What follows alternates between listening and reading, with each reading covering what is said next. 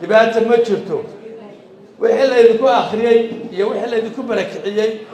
iyo balada la idinka khayaarantii la idinku sameeyay waxba kama jiraan dalkeena ku soo noqda kuwa kalena waxaa la leeyahay dalka kaalaya caasimaddiina kaalaya dowladdiina u kaalaya dadka noloshiinii dib u asaasa waa tahay muuqaalkaasi aad daawateen waa gudoomiyihii cusbaa ee golaha gurtida Somaliland Yaasiin Faratoon oo heeb ahaan ka soo jeeda gobolka Sool haddaba hadalhayn ayaa ka dhalatay khudbad uu halkaasi ka soo jeediyey dadku siyaabo kala duwan ayay ugu falceliyeen stuudiyaha waxa ay gula sugan injineer Cabdiqani Daahir Gaas oo isha ku hayay dadku waxa isla dhex marayaan iyo hadalka gudoomiyaha injineer soo dhawow markaad aragtay muuqaalka gudoomiyaha iyo khudbadaasba dadku siyaabo noocee ayay ugu falceliyeen wallahi dabcan baasho dabcan asxaabtaadan waan salaamaya soo dhawaadaan leenahay waliba waxaa jirta hadalada markii la arkay dabcan waxaa la dhahay hadalkan uu meesha ka sheegay waa wax loo soo dhiibay isaga wax fikirkiisa ka yimi ama qulubtiisa ka yimi maaha hadaladan waxaa u soo dhiibay Muuse Bixi baa la dhahay because nin le deegaanka laascaanood dadka ininka iska burburiyay dagaal baad gasheen dagaalka ininka galay nabad baa inagu baaqaynaa soo dhawaada dib noloshiina u dhista oo intii dabcan 8 bilood dagaaladu socdeen khaladka iyo eedaba dusha wuxuu ka saaray dadkii deegaanka ay isagu isku heeb iyo isku dhiig ahaayeen hadalladaasina waxa ay ka yimaadeen qofka marka uu damiirka bilaadanka ilaahay dadka xoolaha iyo dadka nool wuxuu ku kala gartaa damiirka isku damqashada marka damqashadu ay ka dhamaato damiirkuna uu ka dhinto ba hadallada noocaas oo kale qofku uu ka soo bixi karaa Faratoon hadallada afkiisa uu ku hadaaqay waa hadalladii ugu xumaa ee qof bilaadan ah ka soo baxa tan kale aan ku darsanaya waxay tahay Faratoonow ninda aad tahay meel lagu soo jiro alla og khaatimo xumo ha ku dhimanin dabcan waxaa jira rag Somaliland u shaqeyn jiray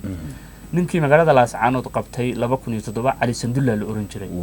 faalid isagoo ku dhacay buu Hargeysa ku geeriyooday hatta cusbitaal way geyn waayeen qayb oo ka horeeyo nin reer hawd ahaa oo dabcan iyana gudoomiyaha uga horeeyay meel xun buu ku dhintay in xaabsade baashe dadkii tolkooda loo adeegsan jiray oo dhan si xun bay u dhinteen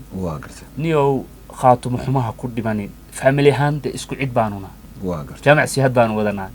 هادون وسي كلا بحينا لكن فراتون أنا وحنو أركا قف هذا الكوكو هذا اللي يصيروا هذا الكيس فعل كيس نوح كسوقات ملء وقف أديك الله توري يقول هذا قف مران أمكان نديننا قف فارقه هذا قف حالة هاي سمارة ده وحكمها ماذا قف وينه هذا الكدع وجيت قال في كدع ما فراتون هذا الكيس مركي لقيمي وهذا السيرو سديدا بلود كمانان يكمانان بقبل كسول لو حسوقي لو ديل غريو ugu yaraan kala baro magaalada waa la dumiyay ilaa iyo hadana dagaal baa lagu waday Faratoon wuxuu dhahay cuqdad ama cadowtinimo isaaqinimo qabo samaroon col idin lama aha dabcan qabiilada Somaliland dadku sheegaya oo waayahay dadka ugu faraha badan magaalada Laascaanood ciidamada ku jira soo isaaq ma aha samaroon soo kuwa nagu duulaanka ma aha ciidamada hadiya habeen maraafiicda nagu soo tuurayso isaaq iyo samaroon iyo ciise Soomaa anigu I don't know garan waay ninkan anigu waxaan u arkaa qof weyn oo hadal ka dhacay qiimo male hadalkiisa waana hadal uu Muuse u soo dhiibo ku dhacay xalfada ka dheh waa tahay in ka badan 7 bilood magaalada Laascaanood duleedkeeda waxa ka socda dagaal u dhaxeeya ciidamada Somaliland iyo dadka deegaanka oo markaas isaga soo horjeedaan reer Laascaano waxa ay ka cabanayeen waxay ahayd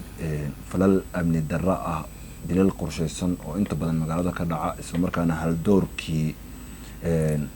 reer Sool halkaasi lagu dili jiray dhawaan waxa dhacday qisaas ay laga fuliyay magaalada Laascaanood qisaastaas oo dabcan ahayd mid reer Sool ay aad u soo dhaweeyeen maadaama ciidamo badan ay joogan magaalada Laascaano halkaasna ay ka dhici karaan falal amni darro ah in ka badan 15 sano Somaliland magaalada Laascaano ay ku haysay gacanta wax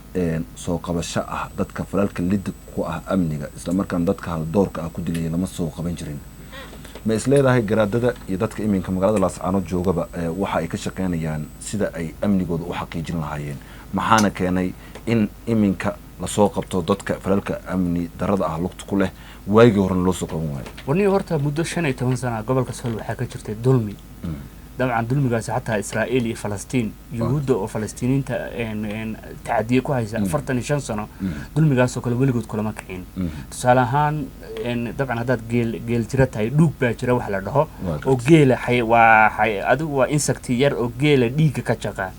muddo 15 sano ah magaalada Laascaanood lagu dilayay hal doorkii iyo lameyntii gobolka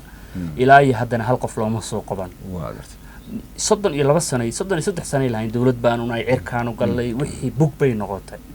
مقالة الأسعانود مركي أي كعدون كقبلوا ضي ونمان كان دبدل اللغة ساري أي مقالة إذا ما فرق بدن يمادين جراددون أي حاين هجان قبل كسول طبعا قام في عم بيغاتين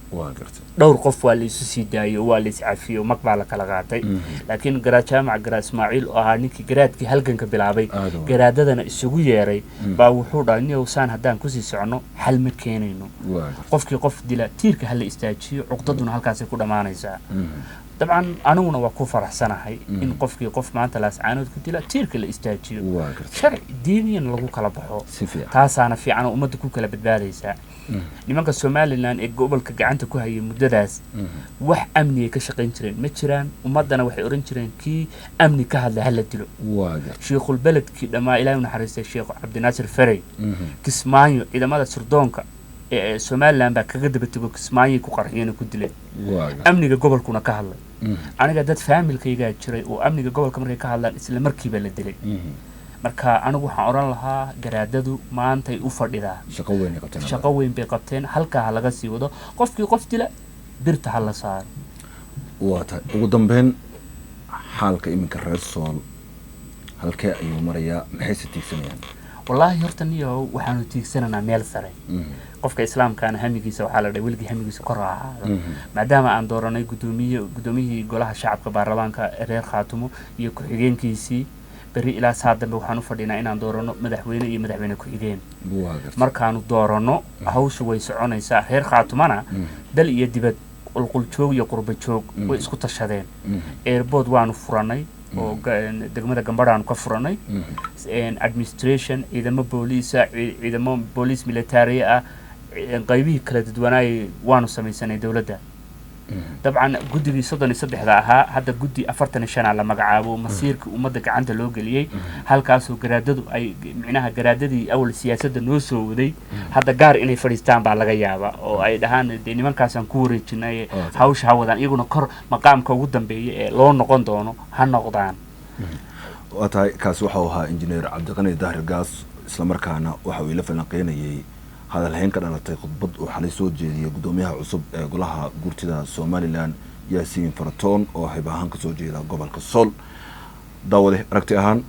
halkaas ay ku matigan gulowdaag wixii aragtidaada ah intaanu markale kulmayno waxaan idin leenahay sidaas iyo amaan Allah